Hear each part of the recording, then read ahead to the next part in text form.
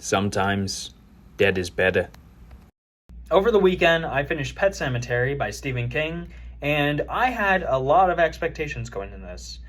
First of all, I had seen the 2019 movie, which is not good, would not recommend it. And I knew a lot about this story, even before seeing the movie. I knew that a lot of people consider this Stephen King's scariest book, and Stephen King himself considers this by far his scariest book. In fact, I think in one interview he said he didn't even want to hand this into his publisher because he thought it was that disturbing and that he would be like put in an asylum for writing something like this. So my expectations were incredibly high because Stephen King, as you guys probably know by now, favorite author, very easily my favorite author. And I love how he writes horror. I love how he writes suspense. And hearing that this is scarier than The Shining, which a lot of people say is his scariest book, I was excited, to say the least, because despite knowing a lot about this book, I feel like the book was always going to be better, and I just didn't know what to expect. I knew that it was going to be great, but I didn't know how great it was. I didn't know if it was going to be overblown or if people had hyped it up too much. But I can confidently report to you that this is, in fact, Stephen King's scariest book, and it made me genuinely dreadful the entire time I was reading it. This is not a long book. It's less than 400 pages, in fact. I think it's like 398, 397, something like that. But this entire thing, from the second it opens to the second it closes, I felt dread in my stomach the entire time. King's writing here is some of the strongest I've seen, not just from him, but from any author. And the central thesis of this book, if there is one, is about death and grieving. If you're somehow unfamiliar with Pet Sematary, the basic premise is this. Family moves to Maine, where Lewis, who is our main protagonist, is a doctor at the University of Maine. He runs their infirmary or whatever. And they, in their backyard, have this pet cemetery. And behind the pet cemetery, there is this old Native American burial ground that can raise the dead. All right? So you can probably guess where this is going. I'm not going to spoil anything, but this book deals with child loss. And as someone who is a parent themselves, child loss, it hits a little close to home because the idea of myself losing my child is something I can't even bring myself to think about. But this book is all about that idea and about what it's like to grieve and what it's like to deal with death of that kind, because that's a very sensitive topic to pretty much everyone. That is not by any means a light subject, and King deals with it in a very real way. This is not some schlock like, oh, hokey pokey, the kid died and I guess we can just get over it, no big deal. No, he makes you feel it. He makes you feel for this family, man. He really, really does. These characters are, I wouldn't say necessarily relatable, but you do feel for them. You feel a lot for them. You feel so bad for everything that happens in this book. You feel so much dread. You feel so much loss alongside them.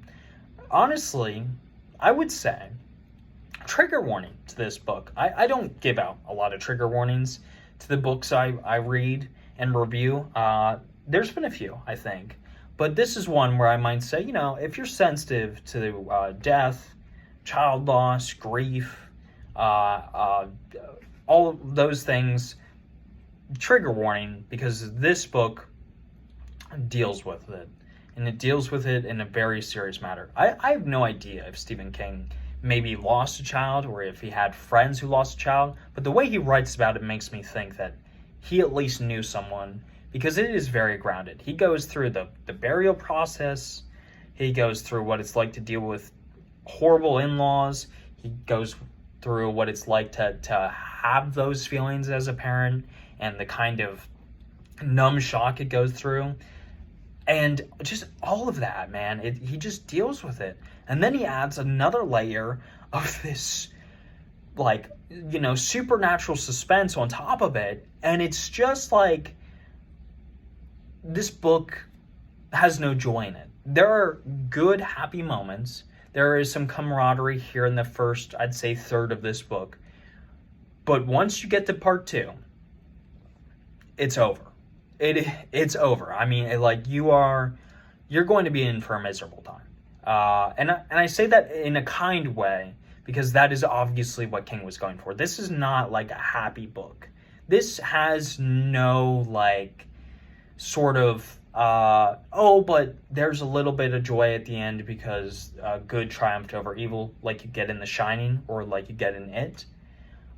There's not even temporary satisfaction in that good won the day in something like Christine. No, there's none of that. This is just dread. This book is just black, dude.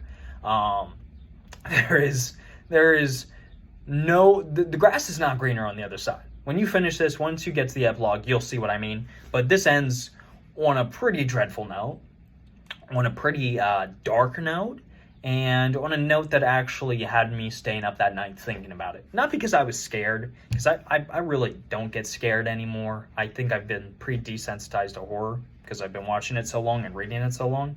But this did make me feel a sense of dread, I'll tell you that. And I felt very emotional throughout this entire book. There were just so many sections. I didn't necessarily want to cry, but I felt very, very bad for the characters.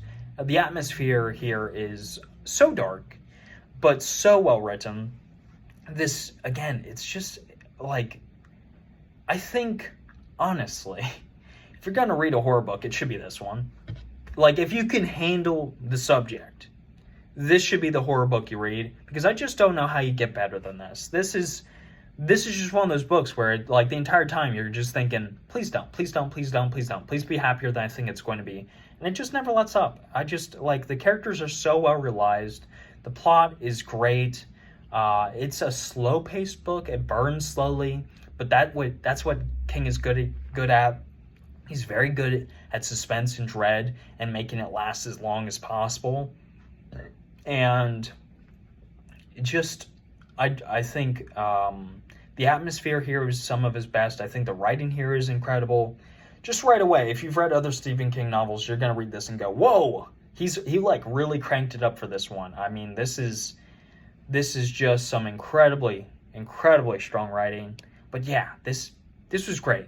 This was great, but I also somewhat have a hard time recommending it because of the subject material itself. I do recommend it if you can handle it, but if you can't, it's okay to skip this one. Pet Sematary is definitely not a Stephen King book that I think is going to be for everyone, especially if you have small children or have dealt with child loss in any sort of way. I think you will have a hard time getting through this. But if you can handle those ideas, this is great. I think it is very easily his strongest horror book that I've read. And one of, I would say, probably my second favorite book of his. Yeah, I can actually say that. It's my second favorite book of his. And I'm going to give it a 9.3 out of 10. It was awesome. But also, again, dreadful. So,